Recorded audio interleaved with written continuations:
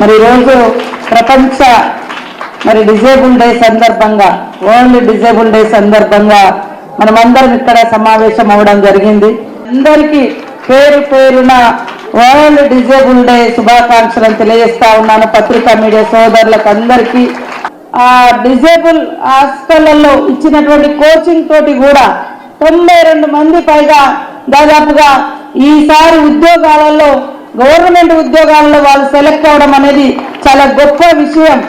కాబట్టి వారి జీవితాలు మీరు అందరూ కూడా స్ఫూర్తిగా తీసుకోవాలి. అదే కాకుండా ఈసారి మనం గవర్నమెంట్ తరఫున సీఎం రేవంత్ రెడ్డి గారు మరి బట్టి విక్రమార్క గారు మా క్యాబినెట్ మినిస్టర్స్ అంతా కూడా మన వికలాంగుల సోదరులకు గతంలో సంవత్సరానికి 1 కోటి రూపాయలు వచ్చేది, ఈసారి 50 కోట్ల రూపాయలను మనకి ఇవ్వడం జరిగింది.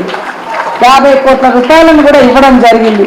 ఖచ్చితంగా మీకు కావాల్సిన వస్తువులతో పాటు మరి మన కుటుంబ పోషణ కోసం కూడా ఒక ఉపాధి చూపించే విధంగా కూడా ఇటు ఒక దిక్కు ఉద్యోగ ఉపాధి అవకాశాలు, ప్రైవేట్ జాబులు కూడా మీరు ఎత్తుకోవడానికి జాబ్ పోర్టల్ కూడా మీకు పెట్టడం జరిగింది.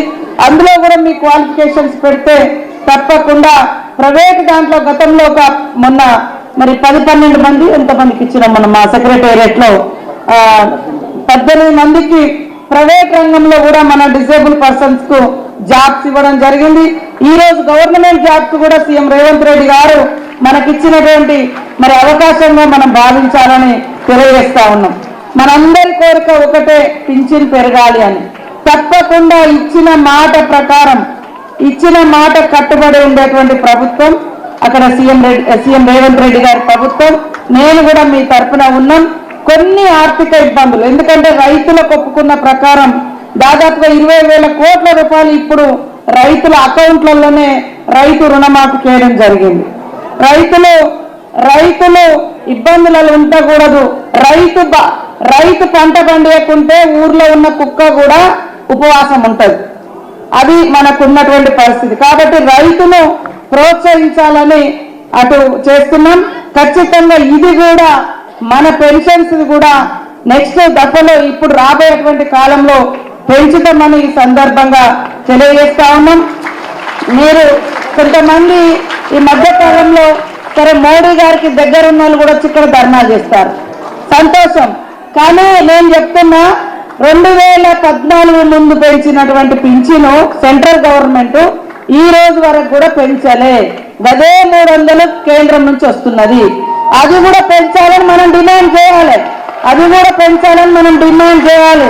అక్కడి నుంచి కూడా ఒక 1000 రూపాయలను ఇప్పుడు పెరుగుతున్నటువంటి ధరలకు అనుగుణంగా కేంద్ర ప్రభుత్వం కూడా తను ఇచ్చేటువంటి 10 సంవత్సరాల కింద పింఛనే ఇస్తుంది. ఆ రోజు కేంద్రంలో కాంగ్రెస్ ఉన్నప్పుడు ఇచ్చినటువంటి పెన్షనే ఇప్పుడు కేంద్రం గదే ఇస్తుంది. కాబట్టి దయచేసి అక్కడ దగ్గర ఉండే ఆ ఎంపీలు కావచ్చు, వాళ్లకు మద్దతుగా ఉండేటువంటి నాయకులు కావచ్చు, మేము కూడా కేంద్రంలో నేను మొన్న మీటింగ్ పోయినప్పుడు అడిగిన, మీరు పెన్షన్ పెంచండి, ఇంతే తక్కువ ఇస్తున్నారు, స్టేట్ గవర్నమెంట్లు పెంచుతా ఉన్నాయి కానీ సెంట్రల్ ఎందుకు పెంచకూడదని. కాబట్టి ఇక్కడ ఈరోజు పాపం మొన్న కొంతమంది వీరయ్య గారికి గాజులు చీరలు అంటే అంత అల్కాని ఆడోళ్ళు కట్టుకునేటి అంటే అదేం పద్ధతి? ఏ సంస్కృతిలో పోతున్నారు లీడర్లు?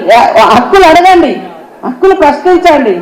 కానీ ఒక ఆడవాళ్ళ వేషధారణను కించపరిచే విధంగా ఏం చీరగట్టుకున్న వాళ్ళమైనా తక్కువనా? మేము గాజులు వేసుకున్న వాళ్ళమైనా తక్కువనా? మన సమాజంలో ఇప్పుడు అమ్మాయిలు కూడా డ్రెస్సులు వేసుకుంటారు, అబ్బాయిలు వాళ్ళ వేషధారణ వాళ్ళు వేసుకుంటారు, అమ్మాయిలు కూడా ప్యాంట్లు వేసుకుంటున్నారు, మగవాళ్ళ లెక్క తయారవుతున్నారు. కాబట్టి అట్లా ఎప్పుడు కూడా కించపరచకూడదు అని సంఘాల నాయకులు అర్థం చేసుకోండి. ఖచ్చితంగా ఇది మీ ప్రభుత్వము, మీ కష్టాలు తీర్చే ప్రభుత్వము.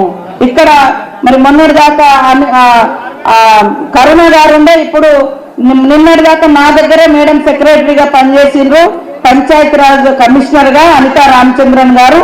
వారు ఇప్పుడు మన శాఖకు ఉమెన్ అండ్ చైల్డ్ మరి ట్రాన్స్జెండర్ డిజేబుల్ ఈ శాఖకు వారు కమిషనర్ గా కూడా రావడం జరిగింది.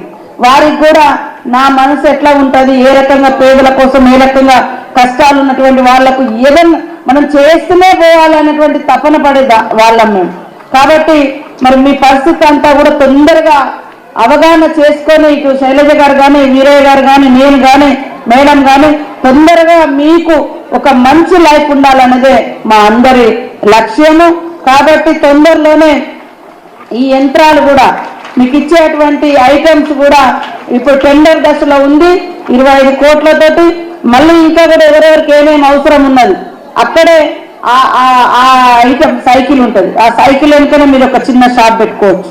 అట్లాంటి ఆ వస్తువులను కూడా తయారు చేసి ఇవ్వాలని స్కూటీలు కానీ అట్లనే మరి చిన్న చిన్న షాప్స్ పెట్టుకోవడానికి కూడా ఒక ఉపాధి.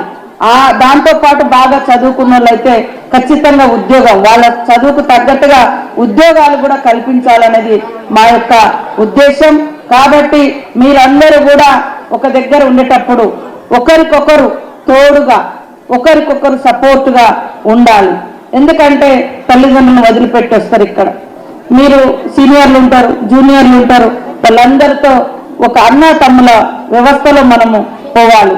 ఈర్ష్య ద్వేషాలు పెంచుకోవద్దు. మనమందరం ఒక కుటుంబానికి చెందినటువంటి వాళ్ళం అనే భావనతోటి మనం ముందుకెళ్ళాలి. తప్పకుండా మీ అందరిలో ఒక సంతోషం ఉండాలి, ఒక గొప్పదనం రావాలి అని కోరుకునేటువంటి వాళ్ళం. కాబట్టి పుట్టుక మన చేతులు లేదు, చావు మన చేతులు లేదు. పుట్టుకకు గిట్టుకకు మధ్య ఉన్న ఈ కాలం మాత్రమే మనం ఎట్లా మలుచుకుంటే అట్లా తయారవుతుంది. ఈ క్రమంలో మనకు కొన్ని అవయవాలు పనిచేయకనో, కొంత వినికిడి శక్తి లేకనో, పూర్తిగా సంపూర్ణంగా నడవలేమనో ఈ భావనతోటి బాధపడుతూ కూర్చోకుండా మన శక్తి ఏముందో దాన్ని బయటకు తీసే విధంగా మేము ఎప్పుడు కూడా సపోర్ట్గా ఉంటాం.